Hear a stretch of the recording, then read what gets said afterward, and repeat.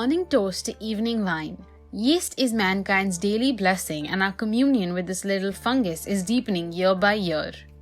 It has taken us from hunting and gathering to more settled lives as farmers, provided our daily bread, and fed our thirst for wine and beer. Without yeast, the world would be an alcohol-free planet and every loaf of bread would be unleavened.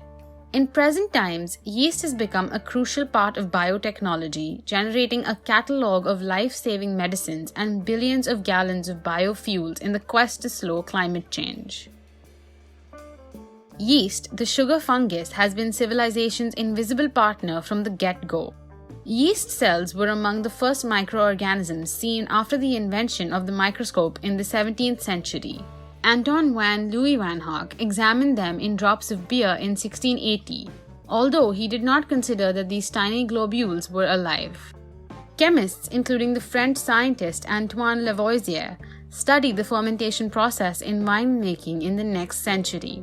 Recognition that yeast was a living thing that produced alcohol came in the 19th century. Alcohol is a rare molecule in nature. Additionally, its formation by yeast alcohol synthesis is limited to germinating seeds and a few kinds of bacteria.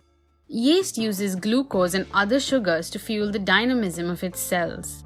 Energy is harvested from these molecules by splitting them into smaller parts and stripping energized electrons from their component atoms. Stripping electrons is called oxidation. When there is sufficient oxygen around, yeast has the option of breaking down glucose through two sets of reactions, capturing energy along the way, leaving nothing in its wake but water and carbon dioxide.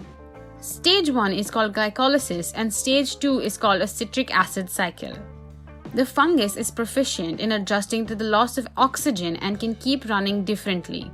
This does not get as much energy out of the sugar molecules but succeeds in meeting the immediate needs of a growing population of yeast cells. The residual energy is exhausted by the cell in the form of alcohol. Yeast produces alcohol until the level rises to between 10 and 15%, which kills the fungus. This process limits the alcohol content of beer and wine. Things work a little differently in nature, where yeast has the potential to keep growing after a period of fermentation by devouring its own alcohol.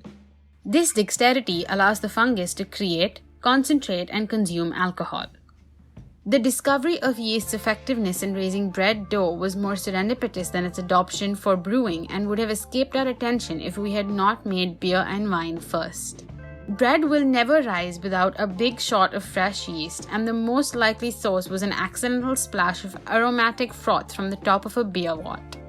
Finding itself in moistened cereal flour, the yeast began with a two-stage process of aerobic respiration, digesting sugars in the dough as it was needed, releasing water and CO2.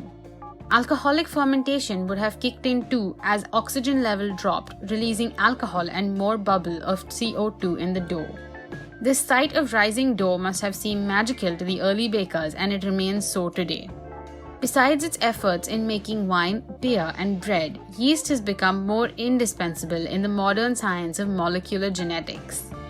Schizosaccharomyces is one of the several microorganisms that ferments a popular tea drink called kombucha. The supposed health benefits of kombucha, which includes improved digestion, mood elevation, and weight loss, have turned the bottled drink into a popular product worldwide. The specific role of fission yeast in flavoring kombucha is unknown. Most biologists have little knowledge of the yeast. Microbiologists who concentrate on bacteria and viruses offer scant coverage of these fungi. Even mycologists would rather look at mushrooms. Brewers' and bakers' yeast are taken for granted, but the larger lives of yeast are easy to ignore. It takes scientific knowledge as well as a considerable imagination to appreciate the skills that have enabled these fungi to sustain the planet 24/7 for hundreds of millions of years. That's all for this video. Do like, share, and subscribe to our channel Explified.